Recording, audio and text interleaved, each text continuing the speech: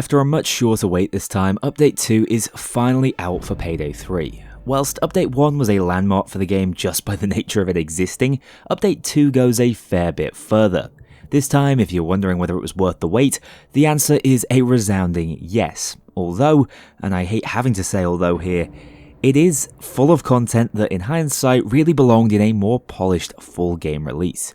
Payday 3 is now at least close to the state in which I believe it should have launched. So, whilst resisting getting too carried away with things, this update is a really big deal, bringing new content in the form of a new heist and skill line, huge game-changing bug fixes, especially around stealth, a pretty sizable overhaul of the progression and leveling system, as well as a brand new first-person animation set that gives every action you take a more grounded feel and tangibility that really was lacking previously.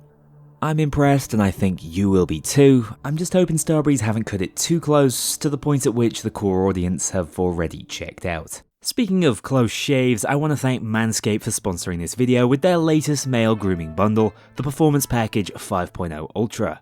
Not for the first time on this channel, I've been blessed with a gift from the shaving gods, as I can personally attest to the quality of the job it does. Starting with the new Lawnmower 5.0 Ultra, now equipped with dual skin-safe blades, that means the classic precision ceramic we know and love is now accompanied by a new foil blade for that smooth finish you and your partner will seriously appreciate. Take it from me.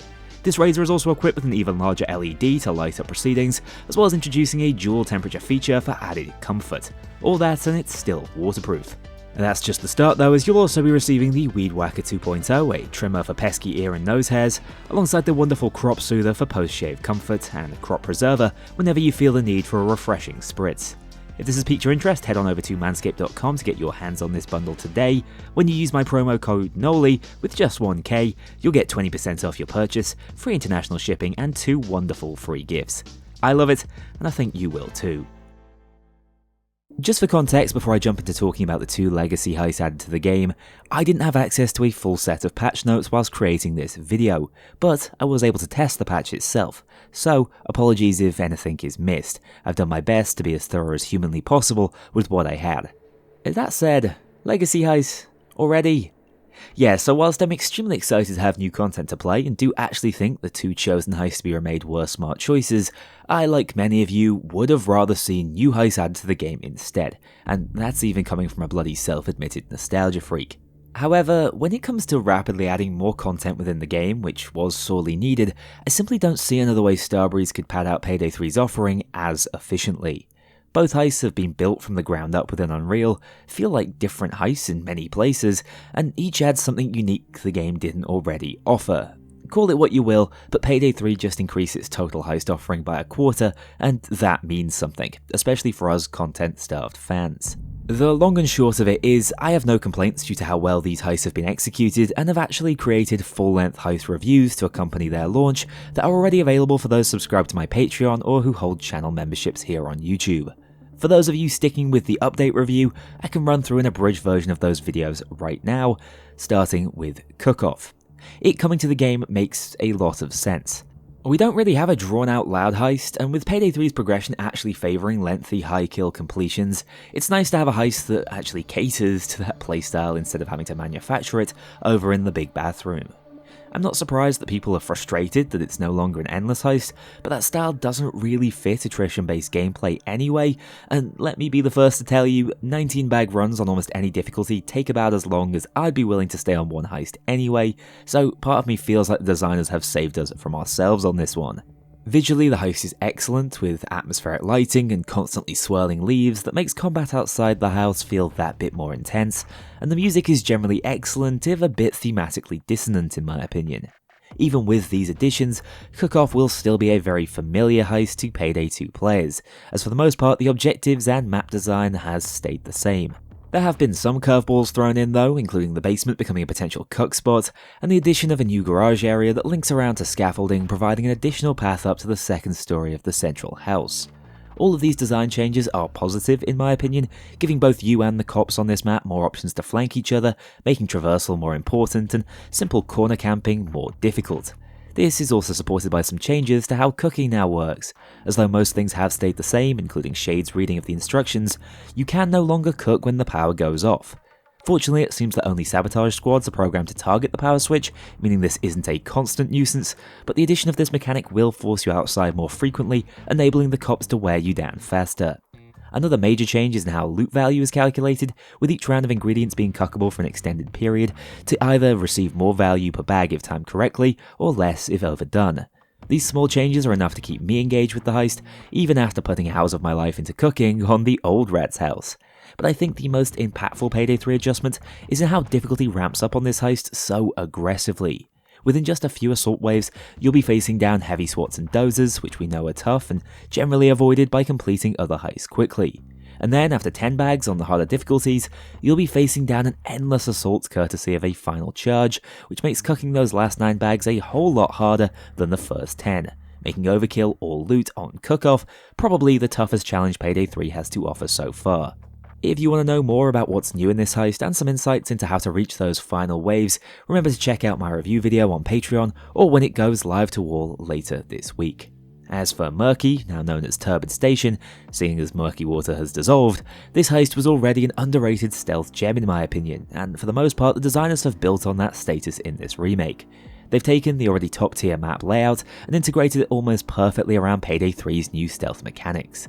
KC mode is useful, and the heist can actually be beaten without masking up. The heist has new paths both above and below the trains to build on Payday 3's new movement abilities, and the objectives have been expanded to incorporate this game's more advanced systems. Instead of all 4 security access keys being tools that can just be picked up around the heist, you'll now need to hack a worker's phone and scan another's iris to gain access to all 4 trains. This adds a lot of depth and variability to a heist that already sports some of the best traversal options in the game and seriously rewards smart pathing.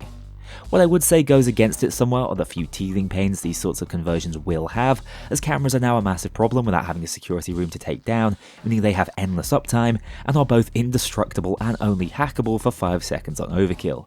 This can lead to some frustration down in the basement where the control panel objective is located, which is, as a result, so much harder than the other 3 security objectives that I'd legitimately be tempted to reset the entire heist RNG if I just cared about completion. I've also found it a little backwards that the train yard itself is set up to be this expansive parkour section to take at pace, yet being a secure area, doing anything even remotely acrobatic just draws every guard from miles around directly to you. In truth, outside of the heist's slightly uneven difficulty though, I have little to complain about and think it has lived up to all the promise of Murky Station and then some.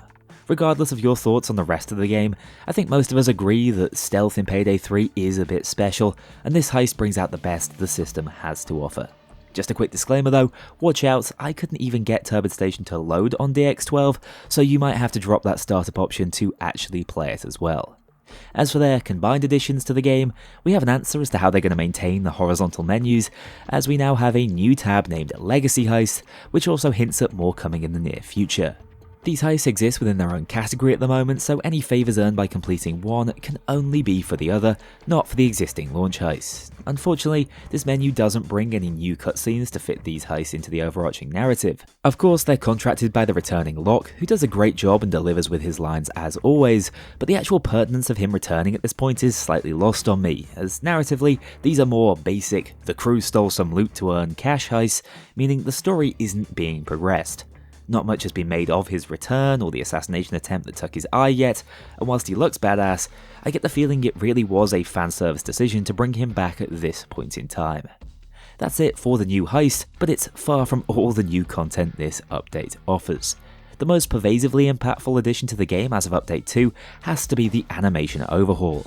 From the simple act of pushing a door open, to typing in codes, and even reviving teammates, these are absolutely top tier additions that give every action more weight and purpose. Minimalists might have just liked seeing the progress bar, but anything that brings me closer to the heister I'm choosing to play is a massive bonus to me. These animations cover the vast majority of actions in the game, including a glove or weapon inspect option on the interaction wheel. Sadly, these were evidently worked on pre-launch, which is why most animations for the new heists are still missing, which is more jarring now we have so many covered. I hope they continue to add more, such as the evidently missing wire fence cutting animation, in future updates. We also have a new preset weapon, the Lycan Compact 7, which looks amazing with its unique red dot sight, bite marks in the stock, and glow-in-the-dark werewolf eyes. It's just so painfully obvious that this was designed to launch during Halloween that it takes a bit of the joy out of its late addition. Similarly, the under wraps mask looks nice, I suppose. It's the first mask which makes use of actual physics, giving us a taste of what's probably to come in the future, but it's just a little out of season for my liking. I suppose it shows just how many patches have been rolled up into one for this gargantuan second update. The final major addition is a new skill line. Much like the heist, I have a whole video dedicated to this one releasing later this week, but currently in early access, discussing each skill node in depth. I think the tree is pretty damn good and verges on being a necessity for certain builds and playstyles. I still hate that the base skill is required and ends up interfering with rush builds if you don't want to focus on bag carrying specifically, but in truth, the bag carrying playstyle is strong, giving one of the easiest if slightly micromanagey sources of rush and grit in the game. Outside of that, Powerlifter allowing you to hold 2 bags at a time is a massive boon, especially for solo players, and fits nicely within both stealth and loud builds, somewhat trivializing loot bag heavy heists. And Deep Pockets allows you to bring along 8 charges of your equipment in 2 separate deployables, which is also very powerful, especially on larger heists where you might want to split their placements. It's not broken, but with the nerfs to armor up I'll be discussing in just a second, having a few extra charges goes quite a long way. I think it feels like the sort of tree you're going to be peer pressured into using, and then won't be able to do without, meaning my money's on this one quickly becoming considered within the meta. Whilst not exactly a new addition, Payday 3's infamy and progression system is quietly the actual centerpiece of this update. More people have probably fallen off the game due to a lack of perceived progression than lack of content, so I think more than anything it was pivotal that they got these changes right. And from my admittedly early testing, I'm happy to confirm that the new system is a massive step in the right direction, although it hasn't changed everything. Essentially, after completing a heist now, you'll be faced with yet another new progression screen. This will not only clearly showcase the completed challenges from that heist, but also the individual heist bonuses, separated into a pure completion bonus, a stealth bonus, and an all loot bonus that scales with difficulty. So for instance, on Very Hard, the completion of Golden Shark grants 80 IP as one of the longest heists in the game. Securing all loot in the process grants an extra 50 IP, meaning I earned 130 IP just from this clear. Had I stealthed it, I would have earned an extra 30 IP. You get the point. There's now a base reward for any heist you clear, which is not insubstantial, meaning if you want to ignore the restrictiveness of the challenge system altogether, you feasibly can while still leveling up. Now, I've done some extensive testing, so you don't have to. The best IP per minute in terms of pure heist completion solo is comfortably Rock the Cradle. Whilst the old private area distraction tech has been removed, you can still skip straight into the basement with Slippery and clear the heist on average once every 3 minutes. If you do this on Overkill, you'll earn 60 IP for completion and 30 more for doing so stealthily. That's 90 in total, and roughly 30 per minute. Not bad. But if we look at the old combat challenge farming method, you can quite easily average 1000 IP every 20 minutes or so. This is 50 per minute, so remains comfortably the best strategy for leveling early on when you have plenty of challenges to complete, but falls off to the point that spamming Rock the Cradle speedruns will eventually become the optimal strategy, probably once past level 100. What's the takeaway from all this then? In my opinion, it's that basically everyone wins. People who like the challenge system will still be the best rewarded initially, but those who don't needn't bat an eyelid at that fact, as pure heist completion is now a totally viable method for leveling up. Just ignore the challenge page and keep playing the game as you like. For everyone else in between, like myself, who might not mind completing challenges to level up but thinks that the system has been poorly executed, this is a perfect hybrid addition. It smooths the leveling process the further you are into it and limits that massive drop-off in perceived reward that occurs somewhere around level 70, hopefully preventing the complete leveling stall I experienced. Whilst I do think the system has something for everyone and is quite well balanced between the heists at the moment, it still isn't perfect yet, and Cook-Off provides a good example of this. You can spend an hour on this heist, grafting on Overkill, to secure 18 out of the maximum 19 bags on offer. The heist will still pay well, but you'll come out of it with just the completion bonus of 40 IP. This is not really proportional to the effort or achievement of reaching 18 bags on this difficulty, and hilariously, just by cooking one additional bag, you'd have earned 560 IP more. The solution is obvious, just allow us to earn IP per bag of loot secured, but I'm positive the designers have considered this, so I'm uncertain what's holding them back from implementing it. In any case, for right now, the system is all or nothing, so watch out you don't miss any loot. Also added to augment the progression challenges is the new Renown system. This gives players who've reached the max infamy of 150 reason to keep grinding by unlocking additional levels of Renown for every 2000 infamy points earned after reaching 150. Supposedly, moving through the ranks of Renown will earn random cosmetics, but that's not something I can test without being level 150 already, so I suspect for most, this is one addition to look out for in the future. And this mega patch just carries on from there. Next up we need to talk about the balancing changes to skills, certain weapons and stealth in particular. Again, it'll be easier once I have access to patch notes, but from what I was able to directly decipher, the most impactful skill change is to armor up.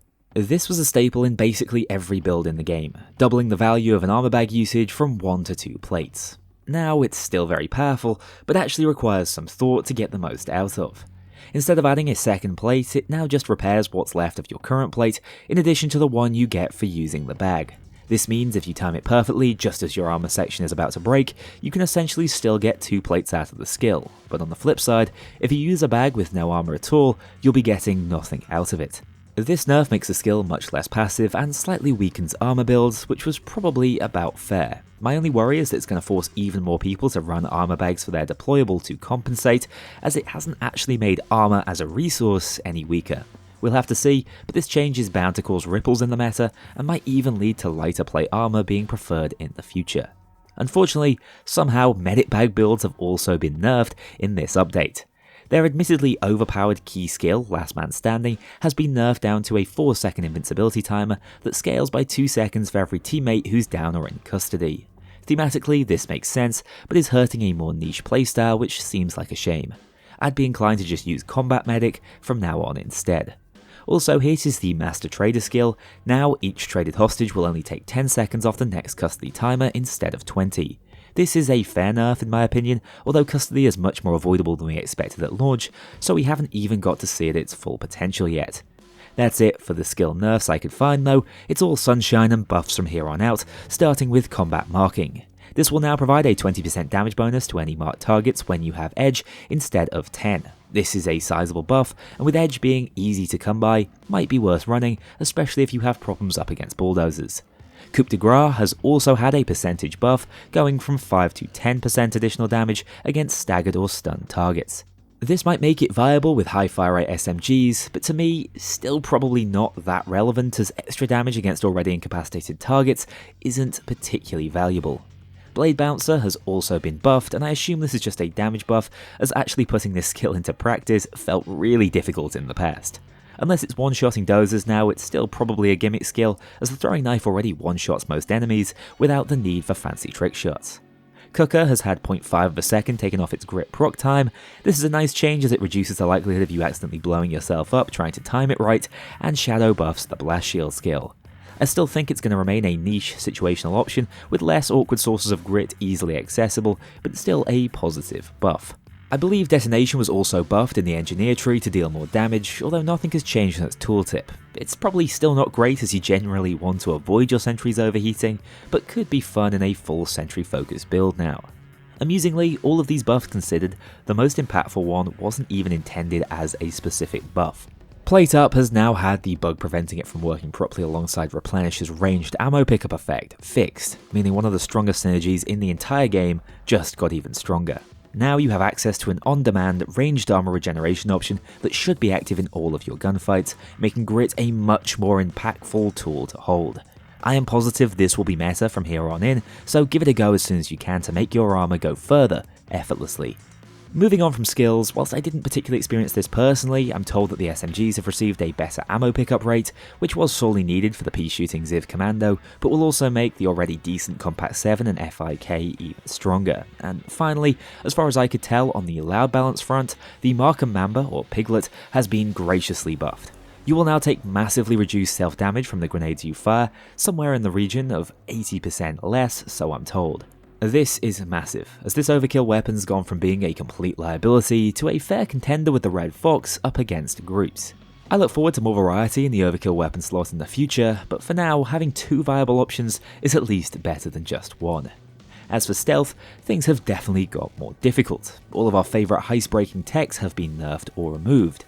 Lead guard takedowns with cover-up will no longer disable his pager, camera guards cannot be permanently distracted anymore with bags or throwing knives, and the hack and slap tech is completely removed. Throwing knives seem to have also been nerfed for stealth in general. They can now only get the attention of a single guard at a time, which means you can't be leading half the heist security around the map on a leash.